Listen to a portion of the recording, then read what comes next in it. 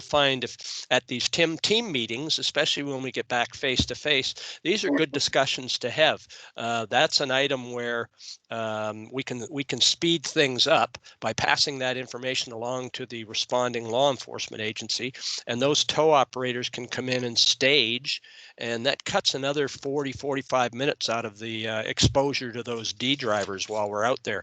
Another conversation I know we've had in a team meeting here in the Midlands was just what Anna was touching on, and that is getting caught up in the queue of the traffic behind a wreck scene. Again, getting out to these team meetings, we can have discussions about a particular law enforcement agency perhaps escorting a tow truck in to help it get to the scene and help it, if it arrives sooner, then we can clear up and we can get out of there sooner. So that's a very, very important point. And the only other thing I wanted to mention after Anna's talk there was that by state statute, law enforcement, firefighters, and uniformed school crossing guards are the only three groups that are that the motoring public is required to pay attention to in regards to directing traffic. So definitely the tow operators should not be doing that in 99.99% of the incidents that we have out there. So thanks very much, Anna, for that information. Next up, we're going to pass our microphone and control over to another really nice lady, Janice Cowan. I've known her for quite a while, and she was with the South Carolina Operation Lifesaver, and she's going to talk to us about in the interest of safety. So Janice, it's all yours. Thank you. Let's see, trying to get my screen to come up. Do you see my screen? Yes, we do. All right, thank you. It didn't seem to want to do it this morning. It was running slow. So, well, thank you very much, Jeff. I am Janice Cowan, the state coordinator for South Carolina Operation Lifesaver. And our mission is to share railroad safety information with South Carolinians to prevent motor vehicle train crashes as well as pedestrian incidents. And as far as traffic incident management, I'm sure you all understand how difficult those scenes could be. We want to make sure, though, that anyone involved in traffic incident management, whether they're responding to a crash involving a train or responding to some other incident, that if they cross those tracks, they're doing so safely. Remembering things like if you are doing work near the railroad, to always contact them. It doesn't have to be involving the railroad or involving a train. If you're having an arrest near the tracks, or even if your community is having a festival or fair and you know about it, please let those railroads know about it so they'll know that increased traffic may be in the area. Also, not parking too closely if you're doing work in the vicinity to those tracks. We want to make sure we have plenty of room for the train to pass through. Also, when you're responding to crashes, if you're driving such a thing as maybe a fire truck or a tow truck, that you remember how long that vehicle is when you're crossing the tracks in case you have to stop on the other side, making sure you're not hung out over the back of the tracks. And of course, sirens in these vehicles, if you're using those, can drown out the sound of a whistle of the oncoming train. So we want to make sure that our first responders, as well as the general public, are very aware of how to be safe when crossing railroad tracks. And this is what we're trying to prevent. This involved a car driving around the gates, and unfortunately, an Amtrak train was approaching. Amtrak is a relatively light train compared to a lot of the freight trains we have in South Carolina. So you can see the amount of damage that was done. It's quite devastating. If you look down the right-hand side of the train, there's something that's missing that you normally see when you have two objects in a crash, and that is the location. Where is the intersection that this car was traveling on the road? And you really can't even see it. We think that light at the very end of the train could be at the crossing itself, but you really can't tell where this happened. So that just shows the impact that trains can have on vehicles. And of course, if they have that on vehicles, they certainly can on people or bicyclists as well. So every 3 hours, a person or vehicle is hit by a train somewhere in the United States. These tragic outcomes include, of course, injury and death to the human factor, property damage, and even environmental damage, depending on what that train is carrying. And if they're carrying hazardous materials, then that can be a whole nother incident situation that we have to manage. As you can see, our statistics over our 50-year history, South Carolina Operation Lifesaver is just 43 years old, but our national office program is 50 years old now. We're very proud of that. And we have had an 83% reduction.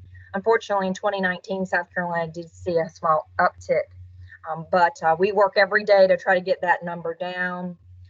During the pandemic, 2020, things were a little bit different. People weren't traveling quite as often. They were working from home.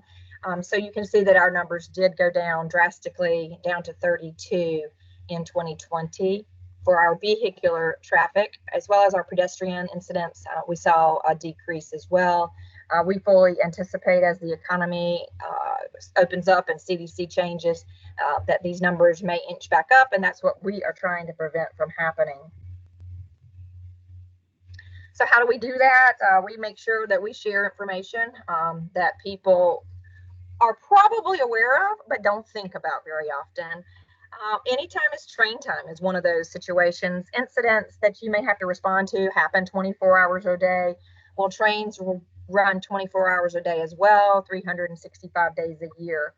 So we remind people at a crossing to always expect a train. Always expect a train on those tracks, and make sure you're looking and listening.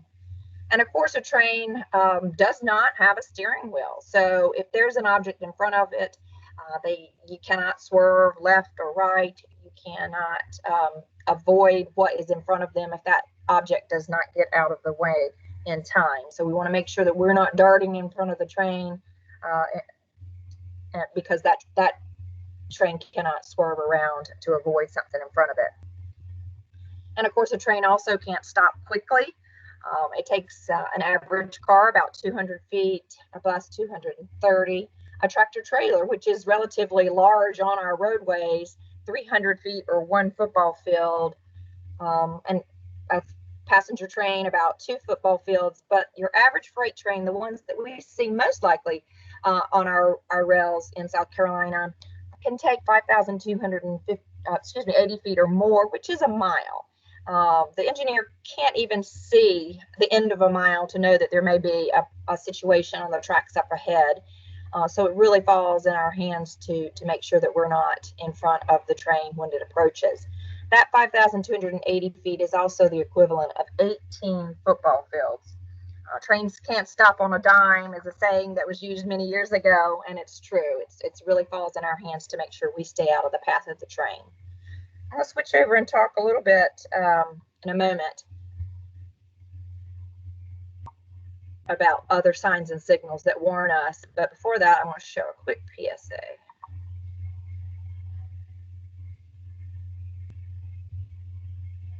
Maybe. There it goes. Sorry about that.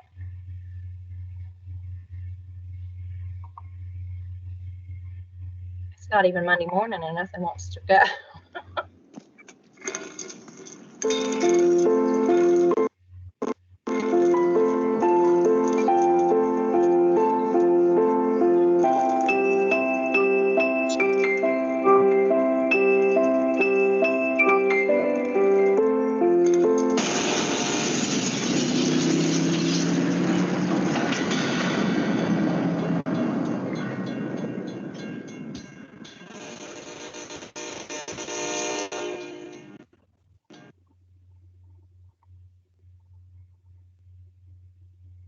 So that shows the impact of a train on a car.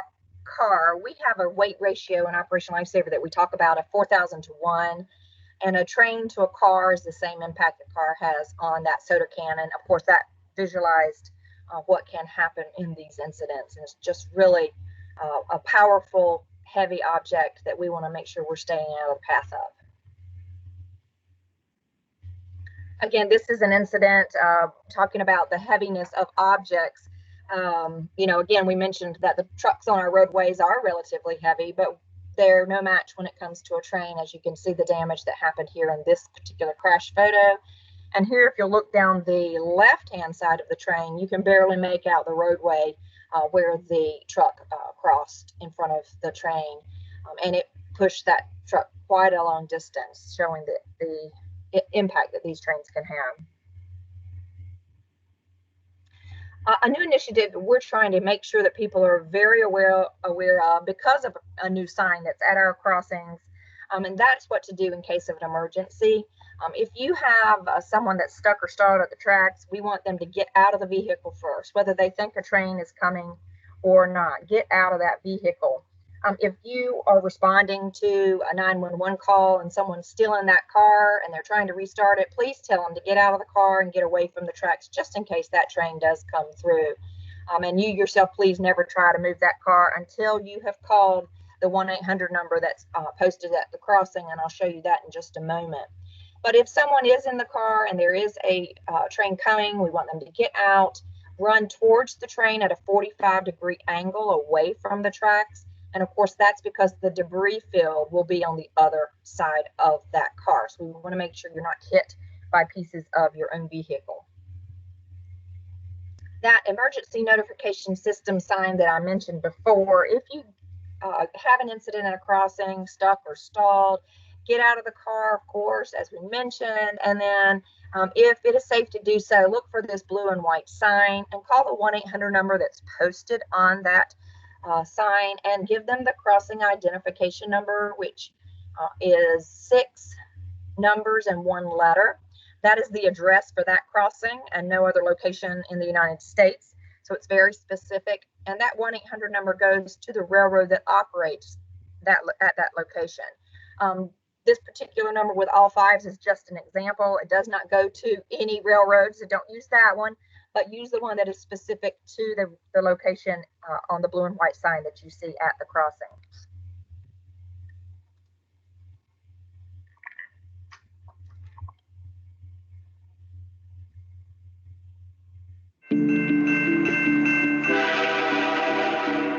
Do you know what to do if you're stuck on the railroad crossing? Get out of your vehicle. If a train is not approaching, find the blue and white emergency notification system sign on the traffic signs at the crossing. For help, call the number on the sign and give them the crossing number so they know your location and can alert train traffic. Remember, find the blue and white to save your life.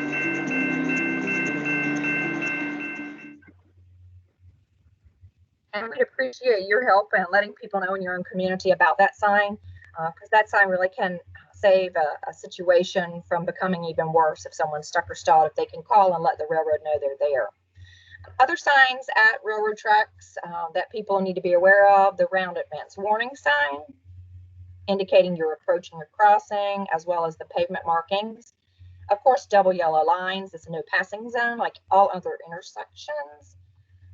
When you get to the crossing itself, you are going to see the cross buck itself, which indicates yield to the train. In that particular case, it is a regulatory sign. You can write someone a ticket for not yielding to the train, but of course, only you would want to do that in case there was the car was coming towards you and you don't have to go across the tracks. But also, please note the white painted stop bar at the crossing itself. By law, you have to stop no closer than 15 and no further than 50 feet from the crossing, and that's so you can see clearly down the tracks to make sure nothing is approaching. Passive signs also include a stop sign, which are posted at some crossings, just to let you know, which means stop, just like any intersection. But our active warning devices include the lights and bells and the lights, bells, and gates. If you see lights and bells activated, that means stop and don't proceed until it's safe to do so. In this sign, you'll also notice it says 3 tracks. So if you have a situation where there's 3 tracks, there can also be 3 trains. So you want to make sure you can see down all 3 tracks. If a train is passing, make sure you wait until you can see clearly and make sure a train is not on another track. And then another type of active warning devices is our lights, bells, and gates. Of course, it's illegal to drive around the gates. It's a 4-point violation. And we do request that our law enforcement agencies across the state watch for that, because it's very, very dangerous. You have a 12 million pound train approaching you, and you just don't want to be in that situation. And sometimes you may get across, but then someone behind you will say, oh, he did it, so I can, the follow the leader kind of situation, and then they might not make it. So we just don't want to do it. It's not a safe behavior, and of course it's illegal. Trains overhang the crossing by 3 feet.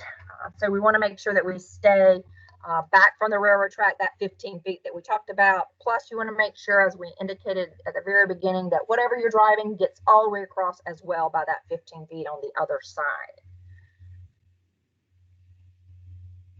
We have also started a campaign as the weather gets better to talk about recreational vehicles and recreating near railroad tracks, which is just not a good mix. So if you're out with your camper or your boat, make sure that you can get that all the way across the tracks as we indicated. Railroad tracks are private property. You're not supposed to walk on them, run on them, use them as shortcuts or sidewalks. We ask that people only cross at designated crossings. And of course, we don't want people hunting on them or fishing off of railroad trestles. It's against the law, but you're paying attention to the activity you're doing and not really thinking about a train approaching. So it can be a very dangerous situation. Also, be mindful that if you're using an all-terrain vehicle near or crossing the tracks at a designated crossing, that noise can drown out that sound of a horn of the train. So, of course, we want you to get out this beautiful weather and recreate, and we want our citizens across South Carolina to enjoy the beauty of our state, but we want to have them, of course, do so in a safe manner. I want to thank you for all that you do in your communities. If you'd like to join our team and help spread railroad safety to schools and businesses and trucking companies and buses in your area, we would love to have you on board. You can go to www.oli.org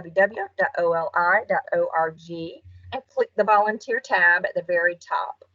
You would fill out an online application. That application would come to me. I would approve that.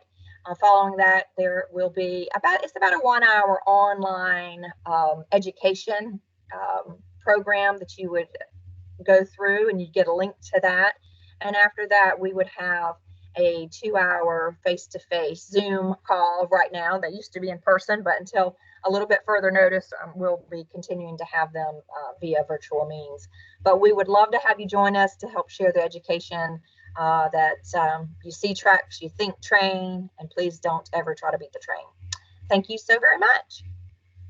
Thanks, Janice. Good information. And as I preach in the Shark 2 training, a bad day is a wreck on the tracks. A worse day is not using that 1-800 number and that crossing number and getting a hold of the train and getting it stopped before it comes through. Been there, seen that, and it's like I say, it's just not a good day. And any one of us, doesn't matter what discipline we come from, fire, police, EMS, I mean, any one of us, if we see people on the tracks that shouldn't be, I know there's a lot in my area, there's a lot of high school kids. They'll walk down the tracks heading home or heading to school.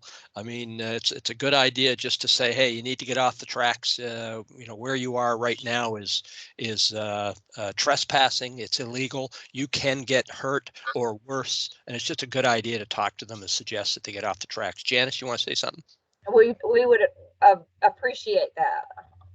All the help we can get in the communities to remind people that the railroads are important, that go through our communities, because we need orange juice and coal and our cars and everything, but we gotta respect them and yep. Try to stay out of the path of the train. So thank you for your help. Yep, good stuff. Thanks, Janice. Okay, I'm going to do a real brief little segment here on handling the media. Just a few really good pictures that kind of display what can happen when we have the media come in and they're not playing off the same sheet of music that we are. And this is important. This is why we have to get together. We have to make sure that as PIOs, that we're talking to the media and we're getting them to set up at the right place. So we'll just discuss this quickly. This is I-75 down around Naples in Florida. And there was an incident on the southbound lanes. You can see they've got a massive amount of cones set up there, which is great. They've got narrow board. They got a traffic queue starting to build up as the traffic's transitioning from lane 3 into 2 and 1. However, as we preach, everybody responding to this incident, because the incident is on the lane 3 and the right-hand shoulder of the southbound side, everyone should be on the southbound side on that shoulder, on the right shoulder. Here we've got a media van that is pulled over on the northbound side on the left shoulder. You can see the crane extended and the traffic queue starting to build up behind it. Next slide, please. Now we're going to look downstream from the incident, but upstream from that traffic unit, from the media unit. So it's sitting there on the side of the road, and look at the traffic queue that is built up behind it. These traffic queues can result in secondary crashes, and those crashes can be far more significant and deadlier than the initial crash that we've responded to. So it's very important, again, that we talk to these media people and we develop relationships with them, because you'll see in the next slide, if that van is not there, look at the traffic flow on the northbound side. I mean, that is huge. It's a big, big difference. And we've eliminated the problem on the northbound side. By setting up the vehicle on the northbound side, we've taken a southbound problem, and where we didn't have a problem on the northbound side, we've now added one. So next slide says always expect for the media to arrive. Plan a media staging area. And I was a PIO for 10 years. I was very heavily involved with doing exactly these things. The media has a job to do, and they have a boss to report to. And if you don't have an on-duty PIO or a designated PIO, make sure that there's someone there who has some basic training and they can deal with the media when they show up, because we've got to give them good information and accurate information. If we don't, they're good interviewers. They'll talk to witnesses. They'll get copies of photographs off cell phones and videos, and they'll have all kinds of stuff. And some of it, I mean, I'm not being critical of the media, but some of it may not be the right information. So that's something that we have to develop relationships with these media groups, so when they show up that we can work together. There are Emergency Management Division has some basic PIO classes. Great idea, fire service, get your battalion chiefs in there, or the next level up, whatever that is, deputy or assistant chiefs, whoever's responding to all these incidents out on the roadways, get some of those people in to take that basic PIO class. Law enforcement, get squad sergeants or corporals, get them in there to take these classes. It's free training. I've been through them, and I can tell you it's really, really good training. Next slide, please. They use the media, being the media uses social media. We should be using social media as well. Twitter, Nixle, I mean, there's all different social media avenues and routes that we can do. Put out an initial post, follow-up posts, update the info, let the media know where the staging area is and who the PIO is on scene so that they can meet with that person. Control that flow of information, control the tone of the story. And by doing so, the media will work with us and work on our behalf. They will help us by doing a well-informed media presentation to the public as to what's going on and why, and maybe help us with promoting things like slow down, move over. So these things are all important. And the worst response, obviously, is a no comment response. Next slide, please. SCTIM Network is on Facebook. We are on Twitter. And of course, as I've mentioned before, if you want any updates on training or TIM team meetings, you can see on the lower right, sctimnetwork.com. You can talk to us, talk with us on any of those networks. So we invite you to do that. And finally, the gentleman who's responsible for this program is with the South Carolina Department of Transportation. He's the Traffic Incident Management Coordinator, Ray Parker, and you can see his email and his phone number here in Columbia. You can see my information there. I am with the Parsons Corporation. That is an Atlanta cell phone number, but I am based here in Irmo, South Carolina. So anything that we can help you with, any classes that you'd like to schedule or participate in, team meetings, we can have your agency host one. Please get in touch with us, and let's get together and make sure that everybody's working off the same sheet of music. So hopefully you've received some information that will help you today. We appreciate very much you being part of this meeting, and please look for the dates to come out for the fall meetings. And I cannot overemphasize, if you've got people that haven't taken the Sharp 2 training and they need it, so look on the schedule and get them plugged in. They've got to go on sctimnetwork.com and register, and let's get them through the process. So that'll be great. So thanks very much for being here, and that'll do it for this morning. Everybody stay safe and have a great day.